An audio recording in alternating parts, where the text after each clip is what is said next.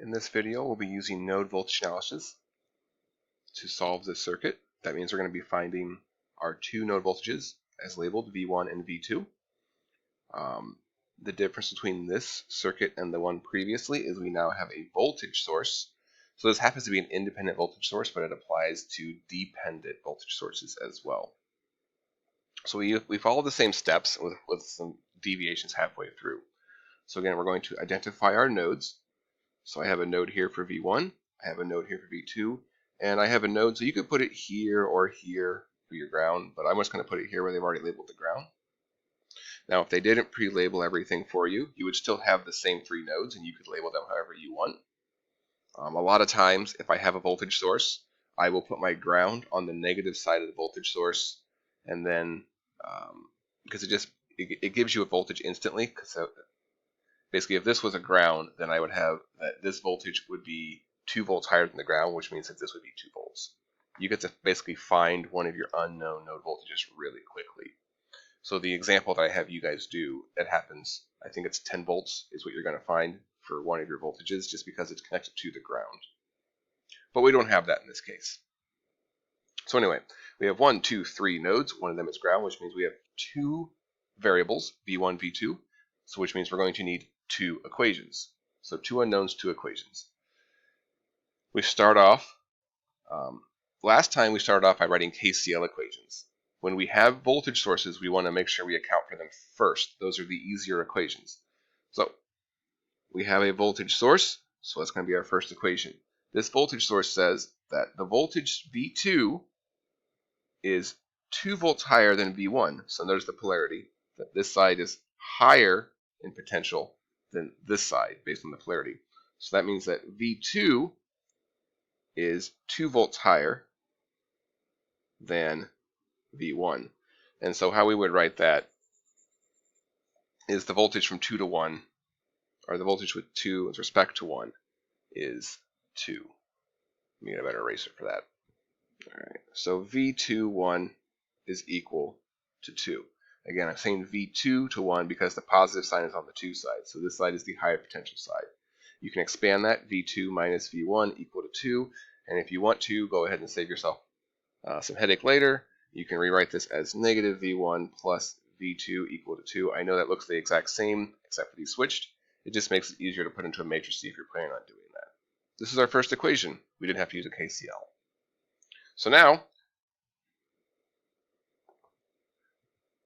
we can do it again if we had another voltage source, but we only have one voltage source. So that means our next equation, because remember we need 2 of them, will have to be a KCL equation.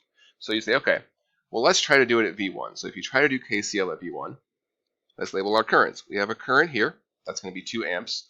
We're going to have a current, let's say it goes out of here, and it goes up and over. And then I have a current through this 2 ohm. If you remember my recommendation, always have these currents go down to your ground node. And then I have a current here. And so this is where the problem comes in. If I label a current, say, well, it's actually, yeah, it actually does go that way. We know passive sign convention. This is an active element, so we actually know the direction on that. So we can get all the arrows, and we're fine here. We're fine here. We have Ohm's law. We're fine here. We have Ohm's law. We do not have Ohm's law here. All I know is this is 2 volts. I have no way to relate that 2 volts back to the current. Like, there is a current through here. I just don't know what it is, and I don't have a current voltage relationship.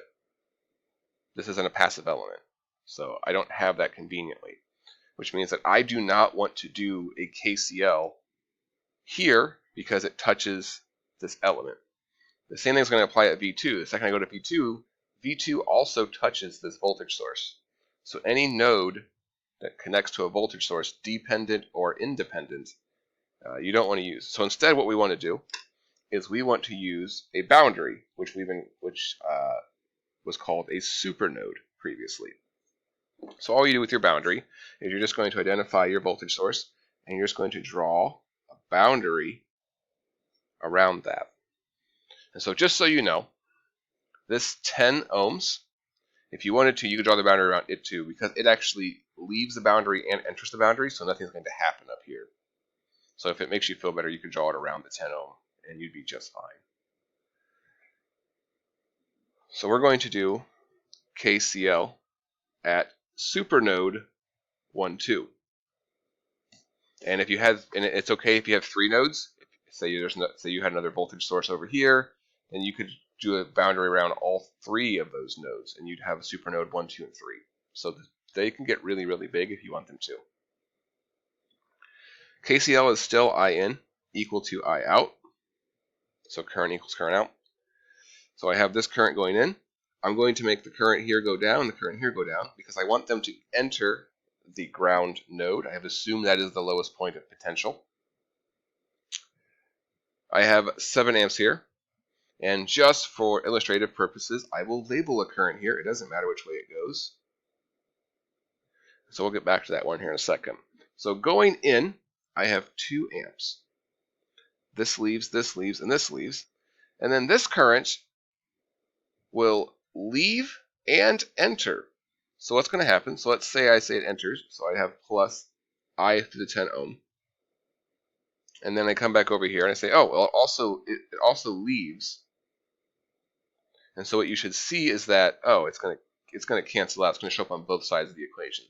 So that's why I said it's okay to draw the boundary around it. All right. So for the rest of them, we're not going to do like the weird I2 ohm, I4 ohm. We're actually going to go ahead and, if you remember, it's I equals V over R is what we want to sub in immediately.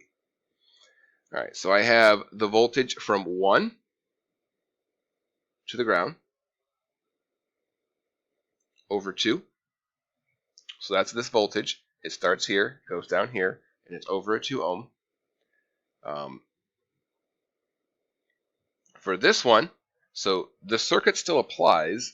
This resistor is still connected to this node, even though I've drawn a boundary.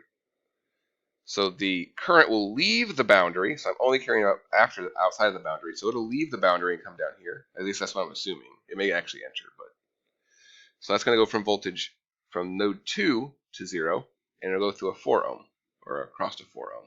And then I also have this 7. And then we can clean this up. So I have 2 is equal to V1 over 2. So I'm going to drop those zeros. If you remember from previously, those zeros are going to be just 0. I'm assuming that this is V0 equals 0 here. So plus V2 over 4 and then plus 7. So let's get rid of those denominators. So our largest one that's common is 4. So we're going to end up with an 8 equal to a 2V1 plus V2, and then 4 times 7 is 28. And then let's go ahead and clean this up. We'll put it what's called standard form. So we're going to put all of our variables on the left side and all of our constants on the right side. So minus 2V1 minus V2 equal to 20. And if you don't like the negative signs over here, you can multiply everything by negative 1. So I move the V1 over, I move the V2 over, and I move the 8 over here. And so this is equation 2. At this point, you have done the circuit analysis, and you just need to do the algebra. So you have 2 equations with 2 unknown. This isn't too bad. You could solve this with just some substitution or a matrice. So I showed you a matrice on the last one, so I'll just show you a quick way to do. We're just going to subtract the equations in this case. So I have minus V1 plus V2 equal to 2. That's equation 1. Equation 2. So any trick you want to use, normally I'll just plug this into the matrix calculator and let it do all the work for me. So I'm actually going to add these equations together. So what's going to happen is I'm going to get a minus 3V1. And so V2 minus V2 is going to be a 0. And then this is going to be 2 plus 20, which is going to be 22. And so V1 is going to be 22 over a negative 3. And if we calculate that, we'll get a negative 7.3 repeating. So I'll take out, so sorry, you can't see that. It'll be a negative 7.3 repeating. So again, that was equation 1, equation 2. When I add V1s together, I get a negative 3. When I add these two together, they cancel out. And then 2 plus 20 is 22. Do your algebra, you get this. To find V2, you just plug it back into either of these equations. So I'm just going to plug it into this first one because it's easier. So you get a negative 7.333. Again, keep at least 4 sig figs when you're doing your calculations, just for this class.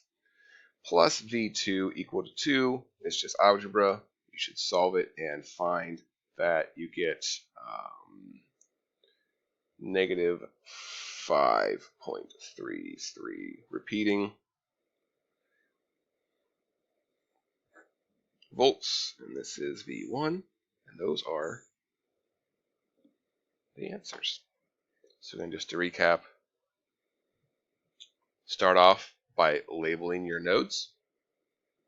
Pick one to be ground if it's not given to you. My recommendation is to always pick the one on the negative side of a voltage source. We didn't get that option because we were already given one, but if you have the choice, I would almost highly recommend find the negative side of a voltage source and use that. It'll make your equations look really nice.